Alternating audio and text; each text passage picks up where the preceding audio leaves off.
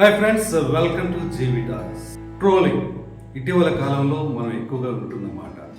పాత మాట అయినా కానీ ట్రోలింగ్ రూపంలో అది అన్ని రంగాల్లో కూడా వినబడే మాట, బాగా వినబడుతున్నాం. ఇదివరకు మనం మన ఇంటి పక్కన సాయంత్రం పూట కూర్చుని మగవాళ్ళు కావచ్చు, ఆడవాళ్ళు కావచ్చు, ఆ విషయాల గురించి ఈ విషయాల గురించి మాట్లాడుకుంటూ తెలియని విషయాలు కూడా తెలిసినట్టుగా మాట్లాడుకోవడం, లేదంటే కొంత డ్రామాను దానికి యాడ్ చేసి ఇష్టం లేని వాళ్ళ పట్ల చెడుగా మాట్లాడుకోవడం, ఇష్టమైన వాళ్ళ పట్ల గొప్పగా మాట్లాడుకోవడం, ఇలా పుకార్లు షికారులుగా మాట్లాడుకోవడం, చాడీలు చెప్పుకోవడం లాంటి అంశాలని మనం ఇదివరకు ప్రతి ఒక్కరం కూడా మనం పుట్టి పెరిగిన వాతావరణంలో చూస్తూ ఉంటాం. అలాంటిదే ఈ ట్రోలింగ్ కూడా. అయితే ఈ ట్రోలింగ్ అనేది ఇప్పుడు కార్పొరేట్ రంగాన్ని కూడా తాకి ట్రోలింగ్ లేకుండా, ముఖ్యంగా నవీన యుగంలో ఈ సోషల్ మీడియా బాగా వ్యాపించిన తర్వాత ట్రోలింగ్ అనే వ్యవస్థ రోజు రోజుకి పెరుగుతాం. అయితే ఈ ట్రోలింగ్ అనే టెర్మినాలజీని పూర్తిగా తమ స్వాధీనంలోకి తీసుకుని తమ ఆయుధంగా మలుచుకుని కొందరిపై ప్రయోగించే విధానం మాత్రం పేట్రేగిపోతుందనే అంశాన్ని నేను ఈ వీడియో ద్వారా చెప్పదలుచుకున్నాను. ముఖ్యంగా రాజకీయ రంగంలో ఈ ట్రోలింగ్ అనే మాట ఏ రకంగా ఎంత బలంగా ప్రయోగానికి గురవుతుంది, ఎంత బలంగా వ్యాపిస్తుంది అనే అంశాన్ని మనం ప్రస్తావిస్తే, రాజకీయ రంగంలో ట్రోలింగ్ అనే మాట లేకుండా రాజకీయ పార్టీలు తన అస్తిత్వాన్ని, మనుగడని చాటుకోలేకపోతున్నాయి. ఆపోజిట్ పార్టీని విమర్శించాలన్నా, ఆపోజిట్ పార్టీలోని డొల్లతనాన్ని బయటపెట్టాలన్నా, లేదంటే ఆపోజిట్ పార్టీని బలహీనం చేయాలన్నా, ఈ పార్టీలన్నీ, ఈ రాజకీయ పార్టీలన్నీ ట్రోలింగ్ అనే అంశాన్ని మాత్రమే తమ ఆయుధంగా చేసుకుని ముందుకు పోతారు.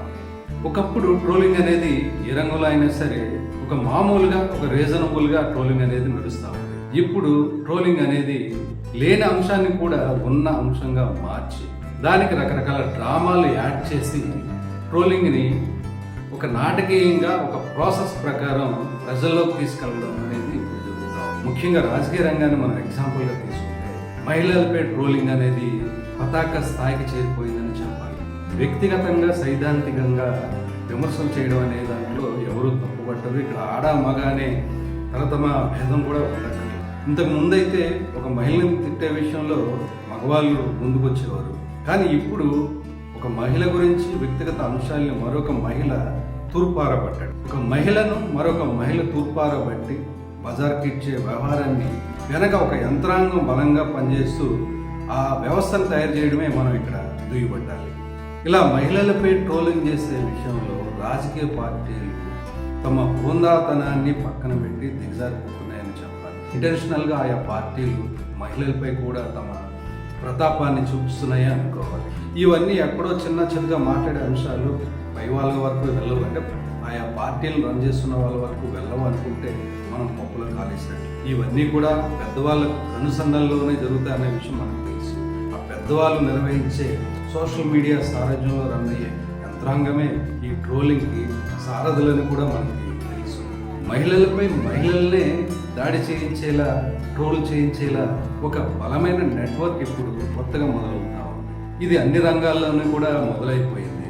సినిమా రంగం కావచ్చు, ఎంటర్టైన్మెంట్ రంగం కావచ్చు, మీడియా రంగం కావచ్చు, లేదా రాజకీయ రంగం కావచ్చు, అన్ని రంగాల్లో కూడా మహిళల చేతే తిట్టించడం అనేది ఒక ఫ్యాషన్గా మారిపోయింది. కనుక ఇలాంటి బ్యాడ్ కల్చర్ ట్రోలింగ్ని మనం ఆదిలోనే ఖండించాల్సిన అవసరం ఉంది. ముఖ్యంగా మహిళలపై, వారి వ్యక్తిగత అంశాలపైన ట్రోలింగ్ చేసి ఆనందపడి, పైశాచిక ఆనందం అంటారు కదా, అలాంటి పైశాచిక ఆనందాన్ని పొందుతూ మనుగడ సాగించడం అనేది రాజకీయ పార్టీలకు మంచిది కాదు, ఇతర రంగాల వారికి కూడా మంచిది కాదు అనేది నా ఉద్దేశం. ఇది ఇవాల్టి జీవి టాక్స్ కంటెంట్. మరో కంటెంట్తో మరో వీడియో ద్వారా కలుసుకుందాం. Bye bye.